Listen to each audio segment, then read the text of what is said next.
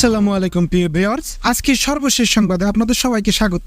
বেনাপোল বন্দরে ভারতে প্রবেশের অপেক্ষায় 3 ট্রাক ইলিশ। উপজেলা করেসপন্ডেন্ট আরও থাকছে প্রধান উপদেষ্টার সঙ্গে জাতিসংঘের মানবাধিকার হাই কমিশনারের সাক্ষাৎ।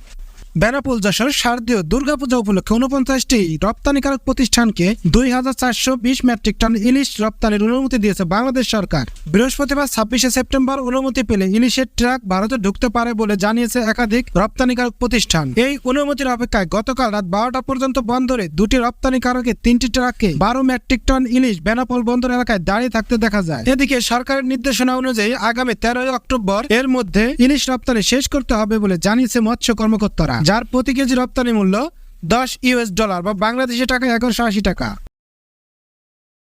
বেনাপোল মৎস্য পরিদর্শন ও মান নিয়ন্ত্রণ অফিসের পরিদর্শক আসওয়াদুল ইসলাম জানান, শারদীয় দুর্গাপূজা উপলক্ষে 49টি রপ্তানিকারক প্রতিষ্ঠানকে 2420 মেট্রিক টন ইলিশ রপ্তানির অনুমতি দিয়েছে বাংলাদেশ সরকার, যার প্রথম দিনে দুটি রপ্তানিকারকের 3টি ট্রাকে 12 মেট্রিক টন ইলিশ ভারতে প্রবেশের অনুমতির অপেক্ষায় দাঁড়িয়ে আছে। তবে মাছ রপ্তানির জন্য যে সকল কাগজপত্রের দরকার তার সবগুলো দেখাতে পারেনি রপ্তানিকারক প্রতিষ্ঠান। এছাড়া মৎস্য অধিদপ্তরের অনুমতিপত্র এখনো পর্যন্ত হাতে পায়নি।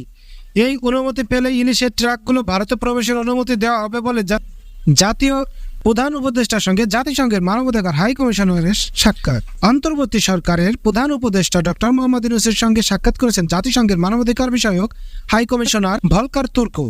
বুধবার 25শে সেপ্টেম্বর স্থানীয় সময় সকালে মার্কিন যুক্তরাষ্ট্র নিউ ইয়র্কে বৈঠক হয়। প্রধান উপদেষ্টার প্রেস উইং জানান, নিউ ইয়র্কে জাতিসংঘের মানবাধিকার বিষয়ক হাই কমিশনার ভলকার তুর্কের সঙ্গে সাক্ষাতের ন্যায় বিচার, স্বাধীনতা ও মানবাধিকার বিষয়ে পারস্পরিক স্বার্থ সংশ্লিষ্ট ক্ষেত্রগুলো নিয়ে আলোচনা করেছেন প্রধান উপদেষ্টা অধ্যাপক মোহাম্মদ ইউনূস। এই সময় জাতিসংঘের মানবাধিকার বিষয়ক হাই কমিশনার বাংলাদেশ সরকারের অন্তর্বর্তী সরকারের উদ্যোগ ও প্রচেষ্টার জন্য প্রধান উপদেষ্টাকে